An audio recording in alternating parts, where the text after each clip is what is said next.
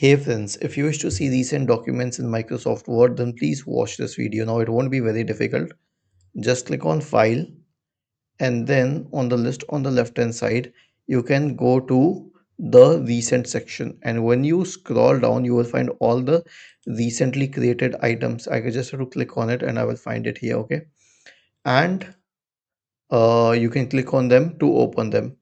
Other than this, when you click on open, you will find a few documents here, and many of them are recent documents, so not all of them. So that's how you can get the list.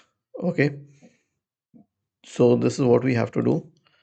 Go to the home tab, you'll find the recent section here. Go to the open tab and you'll find the recent ones here that were pinned.